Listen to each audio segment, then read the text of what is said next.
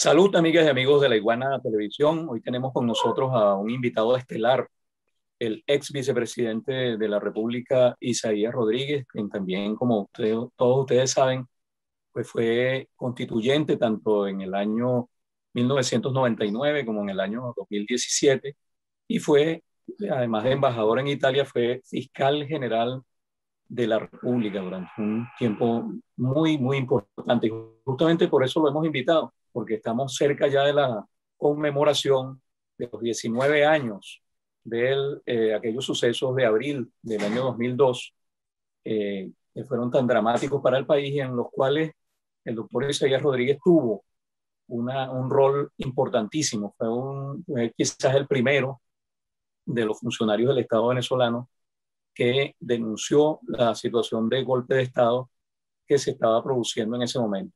Quisiéramos entonces, doctor Rodríguez, al darle la bienvenida, recordar un poco ese momento de la historia contemporánea de Venezuela y en particular de su historia. Es quizás el momento estelar de su trabajo en la vida pública. Muchas gracias, Clodovaldo, muchas gracias a La Iguana, muchas gracias a todo el técnico, muchas gracias a todos los que nos están oyendo y participan de este recordatorio de la experiencia. Sí, realmente fueron unos hechos que se desencadenaron muy rápido. Se planearon con mucha anticipación. Se planearon, como yo digo en un libro que escribí, se planearon desde noviembre del año anterior. Se acrecentó en diciembre con aquel paro que hubo de actividades del sector privado y posteriormente se fueron escalando las reuniones y la participación activa de la oposición desde el este, hasta que apareció aquella gran marcha, aquella concentración que desembocó en los alrededores del Palacio de Miraflores y que produjo los muertos con unos francotiradores que ellos habían colocado en unos hoteles cercanos. Eso desencadenó lo que inmediatamente sería realmente el golpe de Estado. El golpe de Estado que se concretó con las amenazas directas al presidente de la República, el presidente Hugo Chávez Frías, que desembocó en la entrega del presidente para evitar baños de sangre en el país. Se fue a Fuerte Tiuna, se entregó en Fuerte Tiuna y luego de allí los hechos inmediatos. Estuvo detenido en Fuerte Tiuna, en un calabozo de Fuerte Tiuna. Luego el pueblo, sabiendo que se encontraba allí, bajó los cerros a dar su libertad y lo trasladaron a Turiamo. Y de Turiamo posteriormente a la isla de Orchila, donde fue rescatado y regresó el famoso 13 de abril. Por eso se dice que todo 11 tiene su 13. Y ese momento específico en el que aparece la figura de Isaías Rodríguez, ¿no?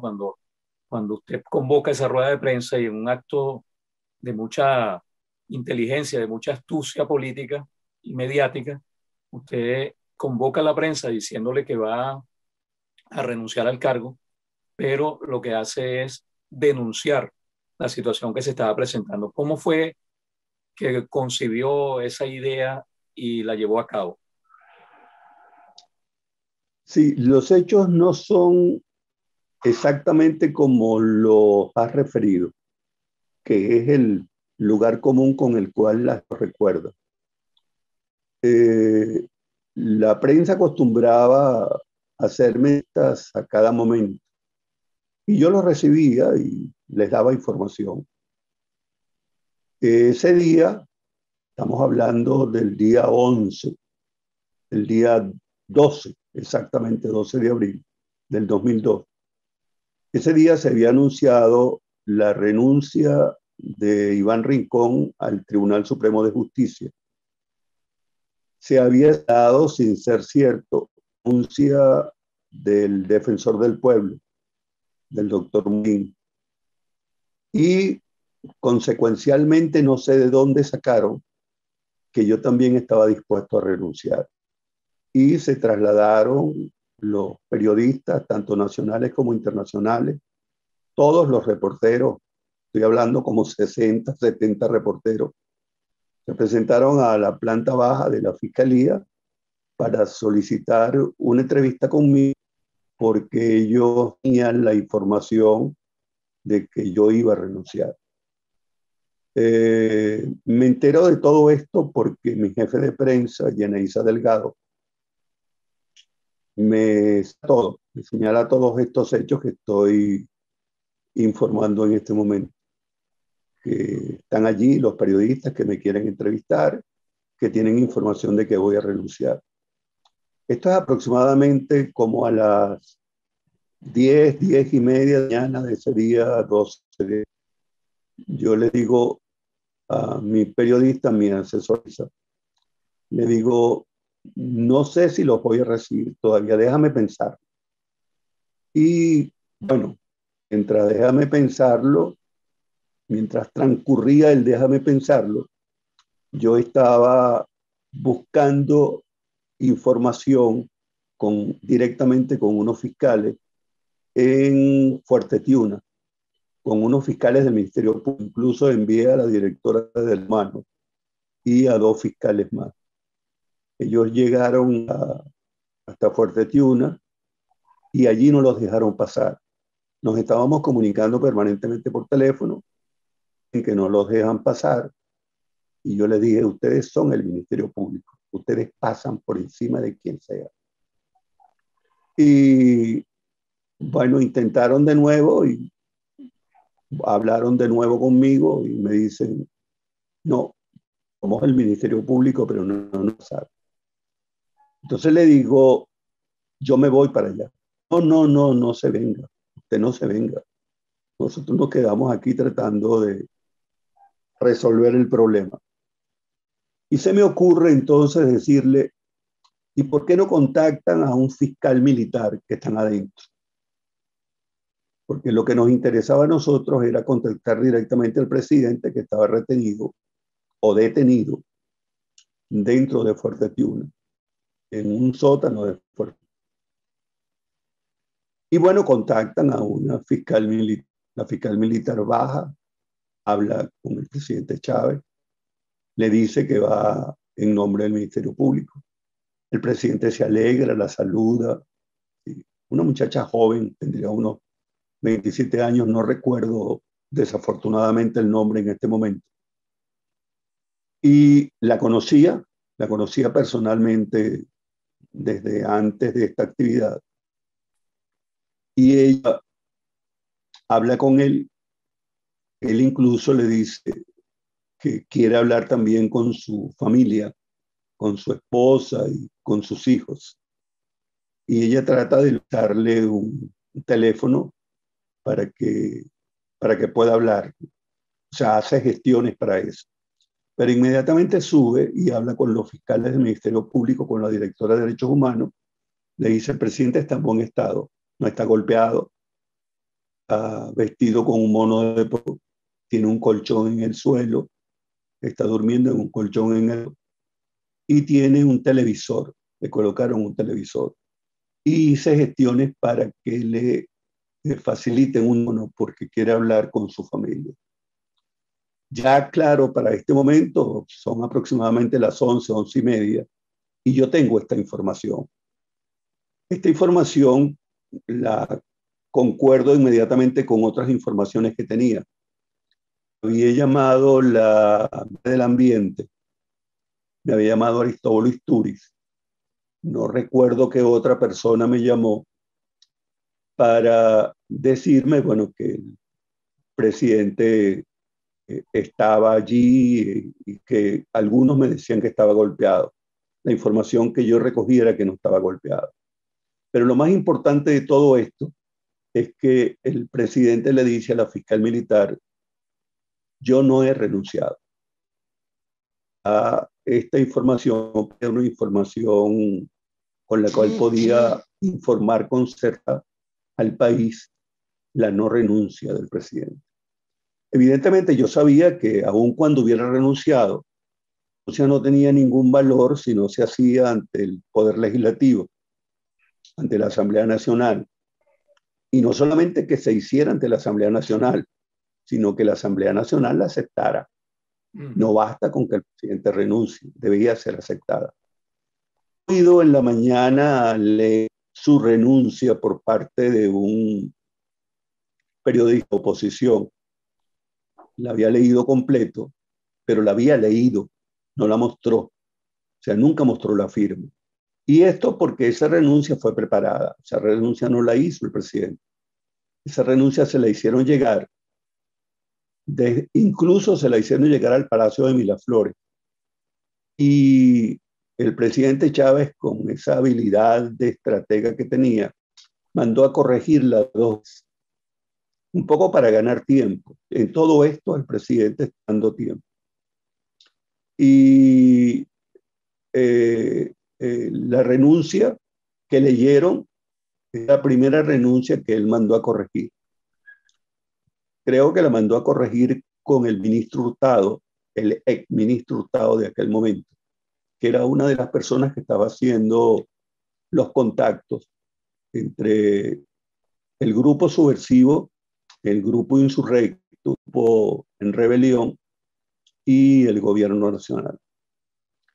En definitiva, yo tengo ya información precisa de que no ha renunciado, pero además, como sé que su renuncia, en el supuesto negado de que hubiese sido cierta, esa renuncia no surtía ningún efecto, sino era ante el Parlamento y que fuese aprobada, votada en el Parlamento y aceptada.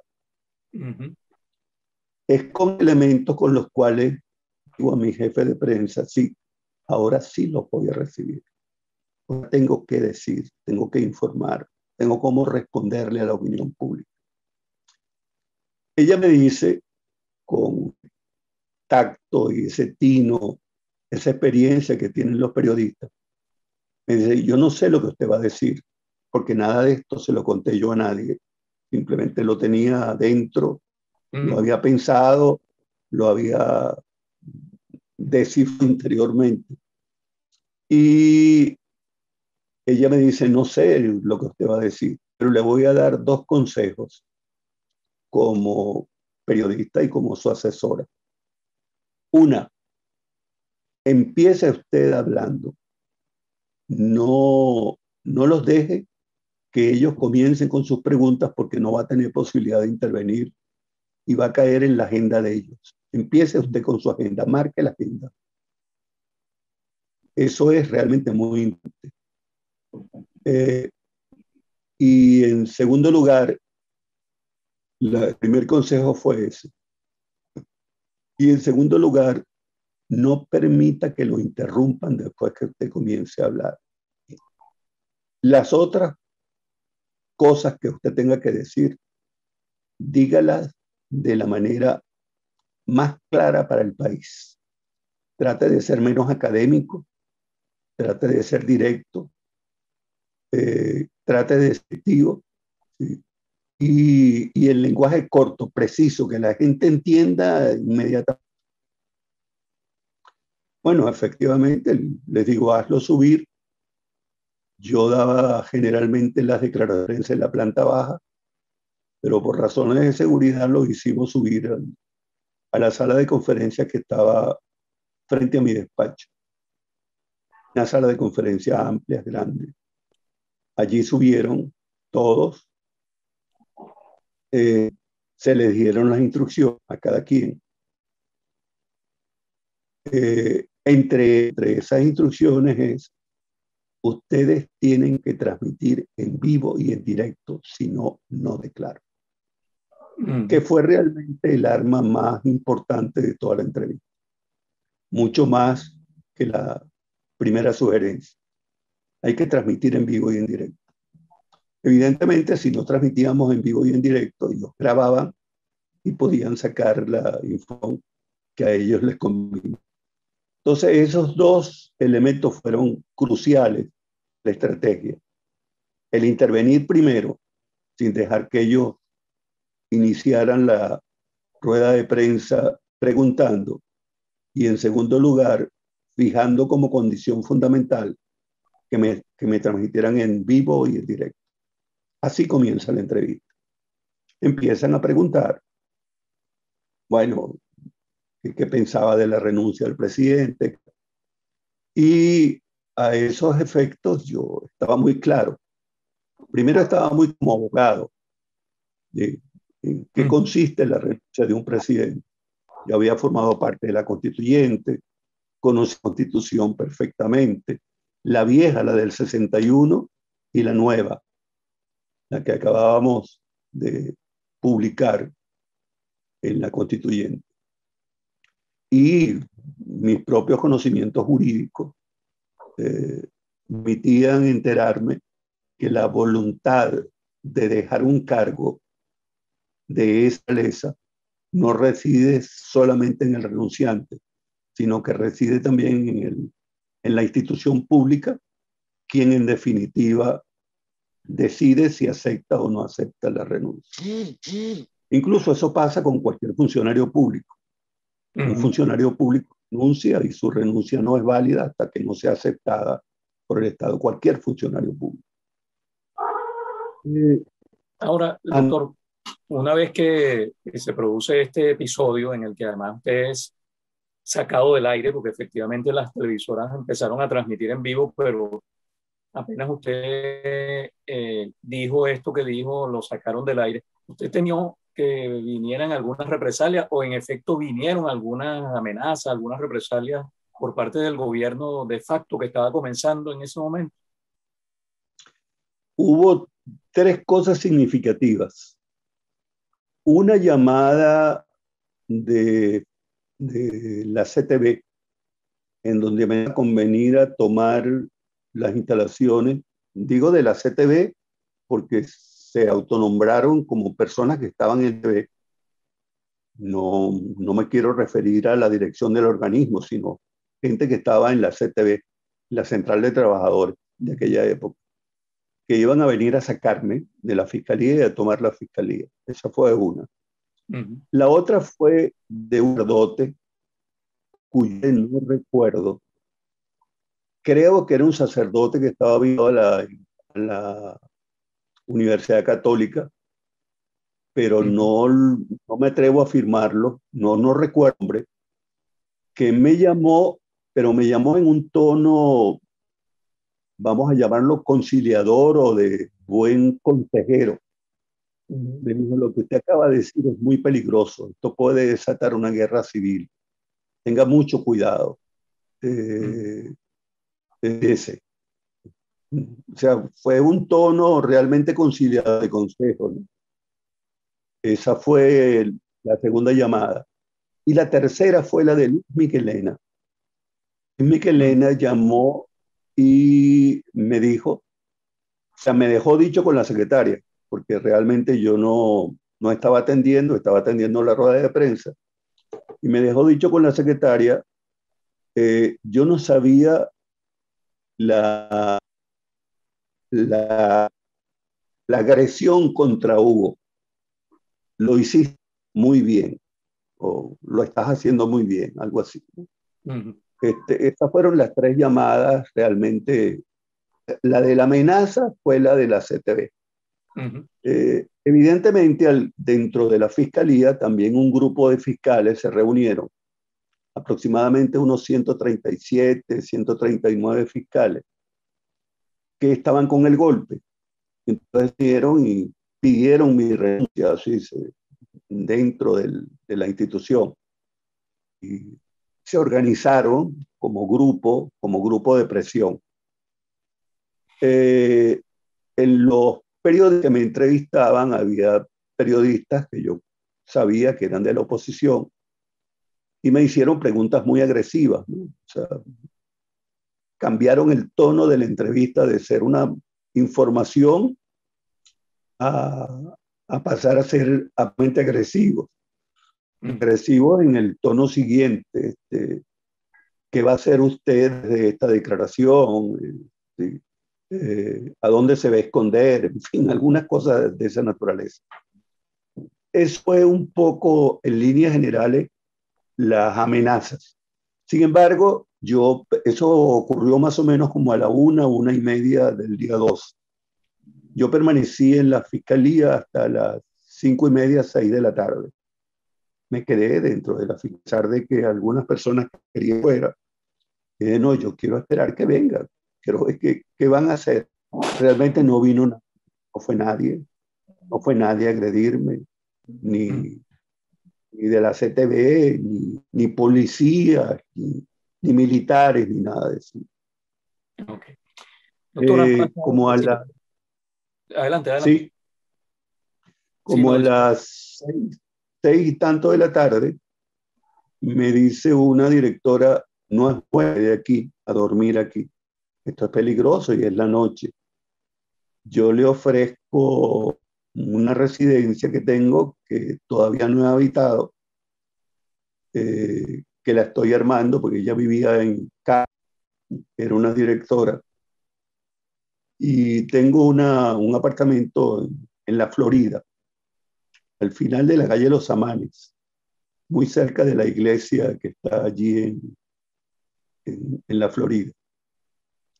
Y me trasladé hasta allí, me trasladaron hasta allí. Para ese momento me doy cuenta de que no escoltas. O sea, todos los escoltas que tenía, los de la Guardia Nacional, lo había puesto el presidente Chávez, eh, todos los escoltas externos, solamente me quedaba el escolta interno, un escolta interno que tenía dentro del Ministerio Público.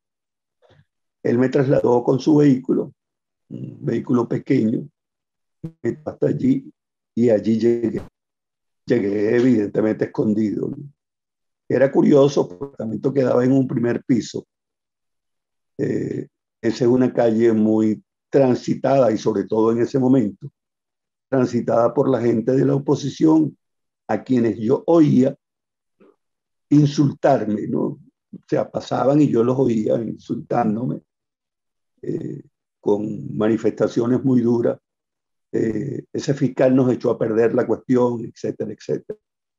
Inmediatamente allí, no sé cómo, o sea, esas preguntas que yo me he hecho siempre y no entiendo, no tengo manera de responderlas, me llamó CNN al teléfono del apartamento donde yo estaba, que ni siquiera sabía el número.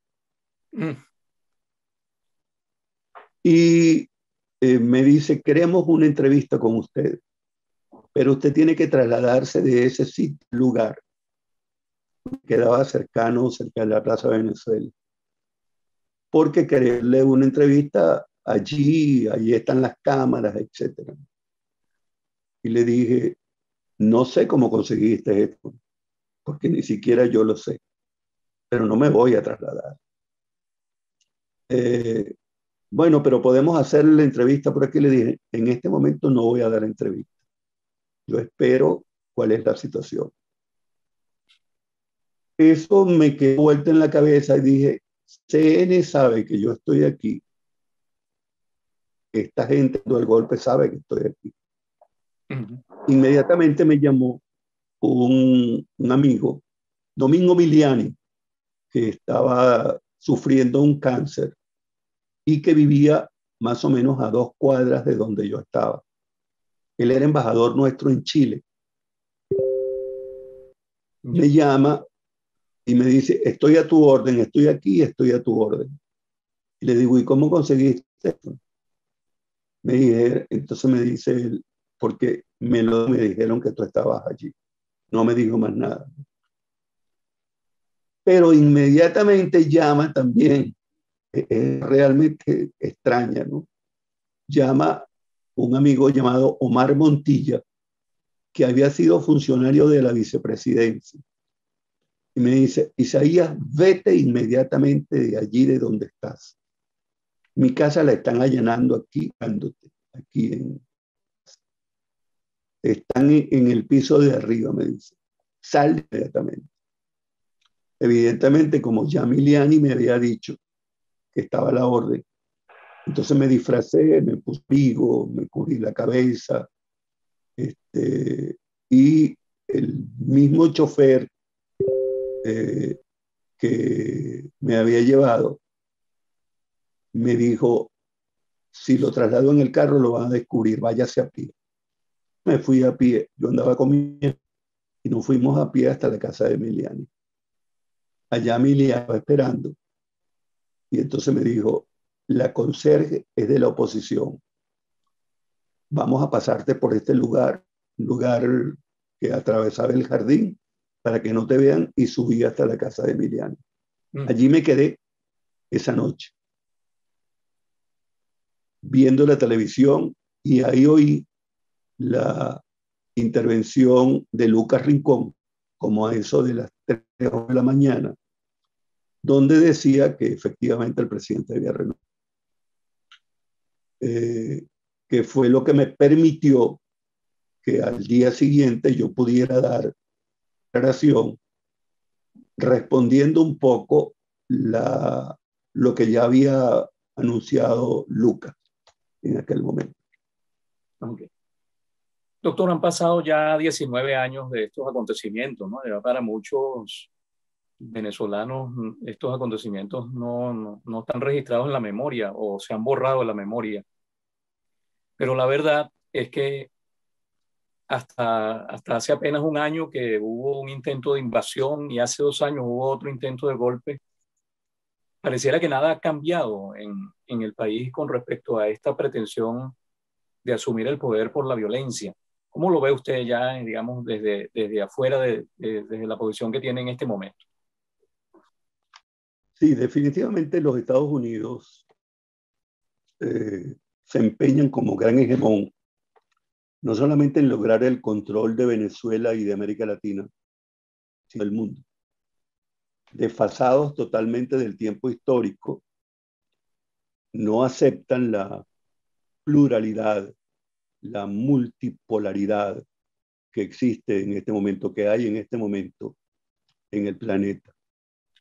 El crecimiento de China, el empoderamiento de Rusia y actores importantes como Corea del Norte, por ejemplo. La misma Siria, aún en su situación de guerra en que se encuentra. Es decir, hay, hay un perfil diferente en el mundo, históricamente distinto al de hace unos 20 años, en donde el crecimiento económico de China está girando eh, para tratar de construir un equilibrio que acabe con ese policía del mundo que existía anteriormente. Yo decía, no sé si eso lo registraron, decía que la diferencia entre Trump y Biden no es muy grande. Eh, Evidentemente han habido algunos cambios que vale la pena señalar. Por ejemplo, el ingreso a la Organización Mundial de la Salud, el tratar de rescatar el pacto del cambio climático, la Convención de París, tratar de evitar que se siga construyendo el muro que divide a México de los Estados Unidos. Algún acercamiento no concretado todavía con la OTAN, tratando de revivir la OTAN, pero con una actitud francamente belicista, aun cuando se le llame Guerra Fría, en algunos casos, con China, incluso con actitudes grotescas hacia China, hacia Rusia, calificando pendencieramente tanto a China como a Rusia.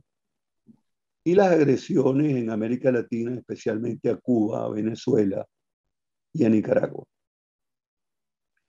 Eh, Estos hechos son los hechos de un hegemón que se encuentra en una situación de declive, de agonía, eh, desplazamiento poder hacia otros factores distintos que él controlaba. Eh, Creo que el propósito de Biden se diferencia del de Trump en que Biden posiblemente tenga un equipo de trabajo. Un equipo de trabajo no para hacerlo distinto a Trump, pero un equipo en donde hay menos personalismo. Hay una especie de lobby permanente de actuación multipolar de varios factores de poder, incluso Israel, en la toma de decisiones, y el think tank permanente de los pensadores, de los grandes pensadores estrategas bélicos de los Estados Unidos. Sí ha habido aciertos en cuanto al COVID, por ejemplo, tiene una política distinta y está tratando de mediar entre los republicanos y los demócratas para que no se despeguen y cuiden la unidad interna de los Estados Unidos. Pero sigue siendo el mismo hegemón, sigue siendo el mismo peligro. Afortunadamente, insisto, el mundo hoy, para este tiempo histórico, es distinto, es diferente. Hay, sin lugar a duda, un desplazamiento económico, político, diplomático. La ONU no les pertenece. Ellos hacían en la ONU lo mismo que hacían, lo que hacen en la OEA, y la ONU no les pertenece. Por eso Trump se salió de la Comisión de Derechos Humanos y se salió también de la Organización Mundial de la Salud. Yo siento que hay un destino que no es el destino manifiesto expresado por los Estados Unidos. Creo que hay un destino que se puede labrar con resistencia y que se puede labrar con esperanza. Es un destino duro, complicado, serio, agresivo, pero no es el destino de antes. El de estar permanentemente humillados y ofendidos, como diría Dostoyevsky. El de hoy no es así. El de hoy resiste. Y no solamente resiste en América Latina. La franca resistencia de Irán, abierta resistencia de Irán y de Corea del Norte, para no situar a los más grandes, las polémicas en China y con Cuba son hechos manifiestamente históricos de que hay un tiempo distinto, nuevo, un tiempo que puede permitir crear en el mundo un reparto de derechos menos agresivo que los que hubo hace 20 años. Doctor, ya para finalizar, quiero hacerle una pregunta que tiene que ver con una inquietud de mucha gente en Venezuela. Se ve, se oye en las calles, se palpa en las redes sociales, y es relacionado con eso que se ha llamado la distancia que hay entre el tiempo de la política y el tiempo de la justicia. Este argumento se presenta para explicar por qué personas que son señaladas públicamente por las autoridades de cometer una enorme ristra de delitos no son procesadas en el tiempo en que deberían serlo, sino que se le ha venido dando largas al asunto, ¿no? Concretamente, por supuesto, estoy hablando del caso del exdiputado Juan Guaidó y de los que han sido sus cómplices en todas estas actividades que se han desarrollado desde el año 2019. Usted como ex fiscal general de la República, ¿qué nos puede, qué luz puede proyectar sobre este tema tan controversial de la distancia entre el tiempo político y el tiempo jurídico? Sí, es bien interesante esa pregunta. Realmente, tu persona bien acuciosa en tus entrevistas y más allá de las pupilas, ¿no? Se habló durante mucho tiempo de judicialización de la política, que fue en los casos de Lula, el caso de Kirchner, eh, eh, muchos casos en donde se utilizó la justicia para hacer política. Creo que en este momento está ocurriendo lo contrario. Se está politizando el sistema judicial. No es que se haya politizado antes. Es muy difícil que los tres poderes no funcionen sin interactuar. El poder legislativo, el poder ejecutivo y el poder judicial. Pero hay algo que me pasa y que comparte la preocupación de tu pregunta. ¿Hasta dónde puede mantenerse la confianza cuando no hay confianza en la justicia? ¿Hasta dónde se puede perder la credibilidad por falta de justicia? ¿Hasta dónde puede la gente seguir creyendo que hay hechos y el propósito de la justicia es tratar de buscar un equilibrio a través de sanciones, cuando esas sanciones están perfectamente determinadas en las leyes y los hechos se pueden subsumir en los preceptos legales? Eso crea distancia, crea desconfianza, crea incredulidad, pero crea además una cosa que es más grave, que es distancia, más grave que las otras tres. Yo creo que, por ejemplo, una de las causas de la abstención, el 70% aproximadamente de abstención, tiene que ver con la falta de credibilidad en la justicia. Pero además, la falta de credibilidad en la justicia produce miedo, produce temor. ¿Cuál es la justicia? La gente se pregunta. ¿Cuál es? ¿A quiénes se le aplica? ¿Por qué no se aplica? ¿Hay justicia o no hay justicia? Y eso es realmente terrible, porque si hay algún poder que crea equilibrio en los tres poderes clásicos, es el poder judicial. El poder legislativo es eminentemente político, el ejecutivo es eminentemente político, pero el poder judicial, sin dejar de ser político, es el poder a quien acude el ciudadano cuando siente que sus derechos están siendo menoscabados o que hay agresiones contra la sociedad. Sin justicia, sin una esperanza de justicia, sin confianza en la justicia, es muy difícil que los procesos tengan en equilibrio.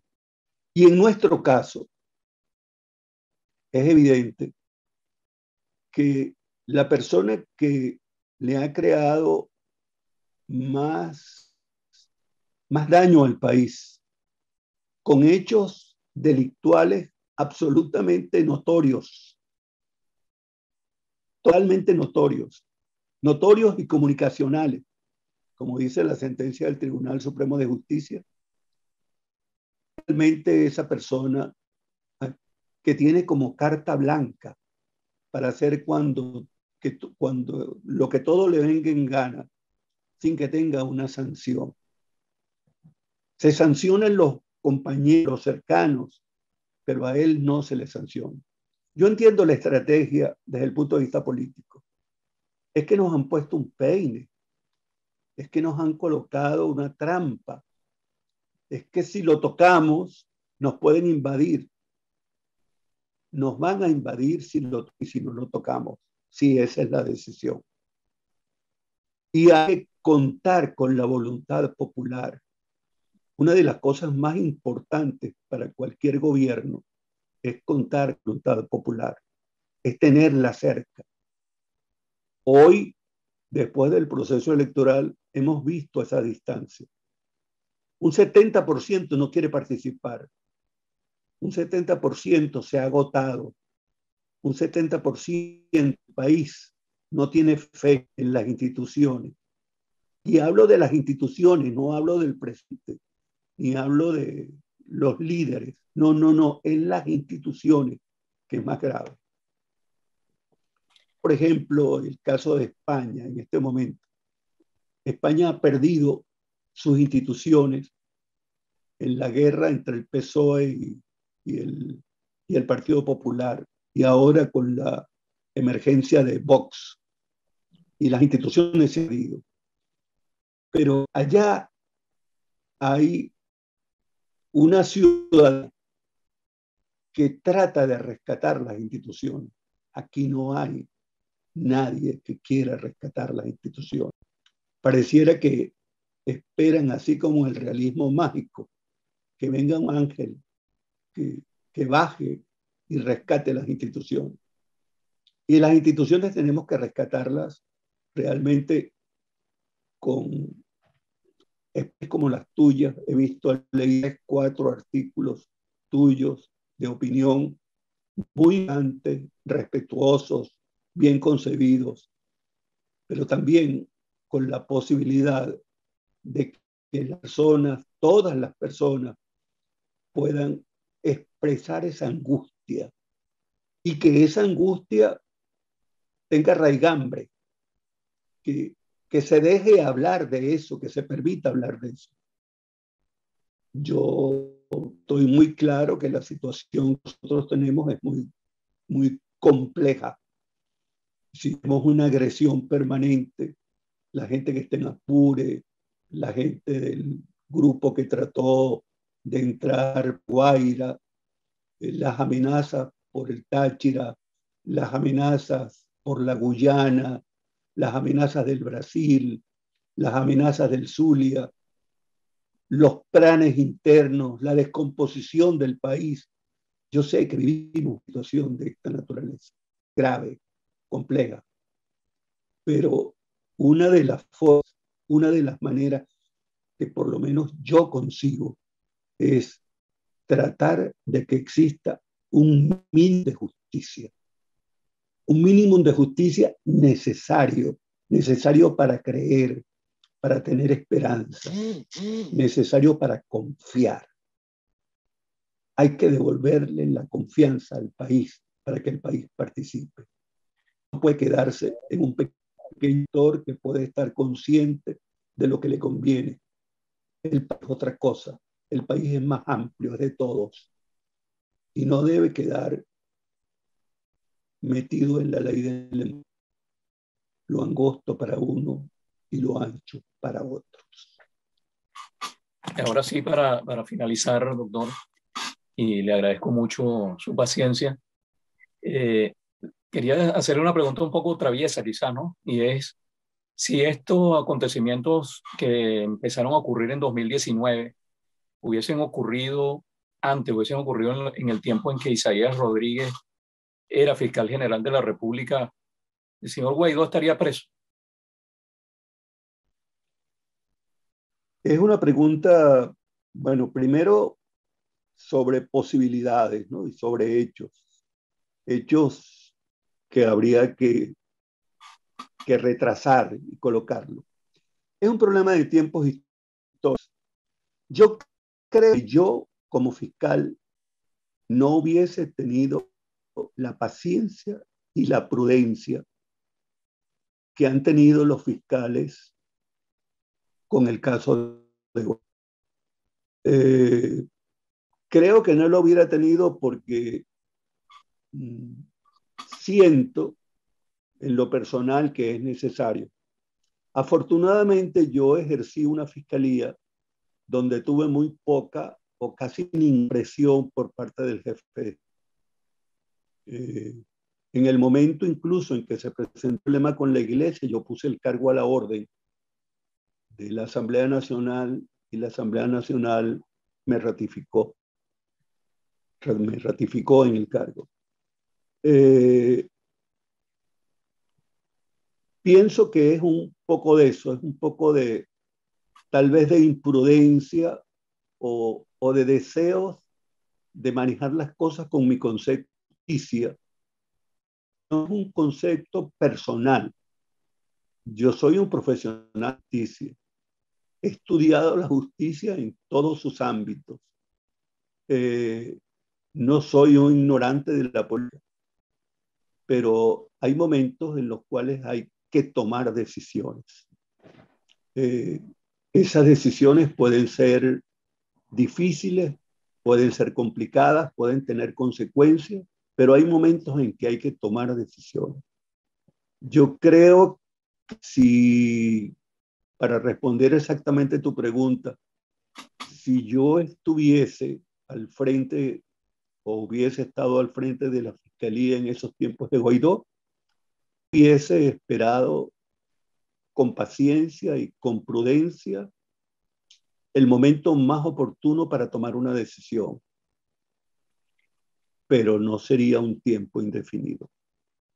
Es decir, yo mismo me habría colocado horas, momentos, días, meses, porque es necesario que el país crea que cuando tú estás al frente de una institución, esa institución lo representa.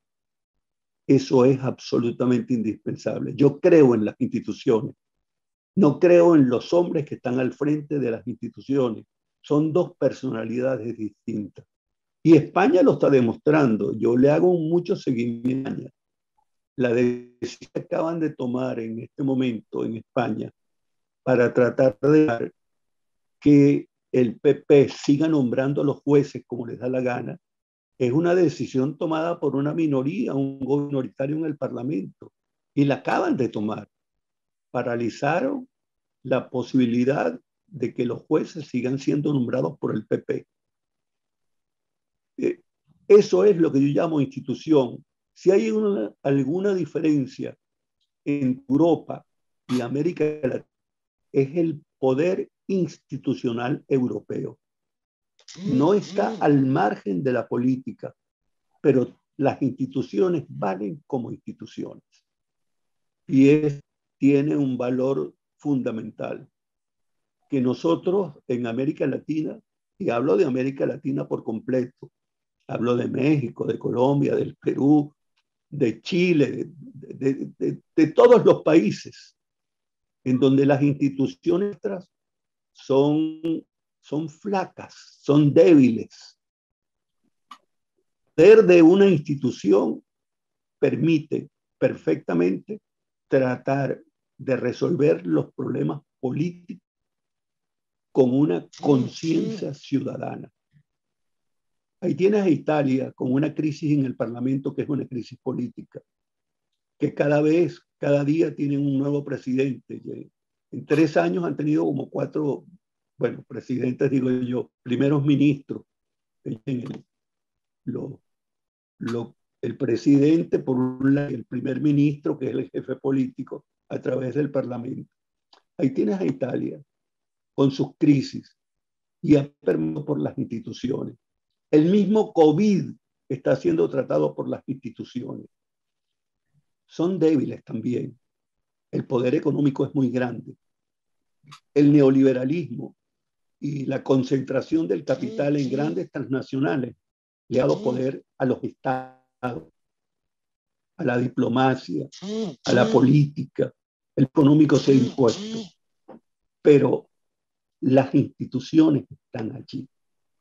Un país vive de instituciones, no de los ministros, no de los fiscales, ni siquiera de los presidentes, de las instituciones.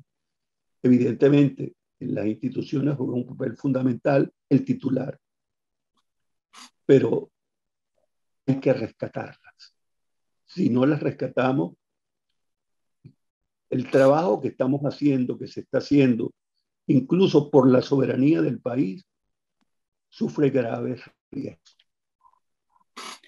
Bueno, muchísimas gracias al doctor Isaías Rodríguez, ex vicepresidente ejecutivo de la República, ex fiscal general de la República, ex constituyente, tanto de la constituyente de 1999 como de la de 2017 y también ex embajador en Italia, por habernos dado esta revisión primero a la situación, al recuerdo de los sucesos de abril de 2002 y también luego sobre la actualidad nacional.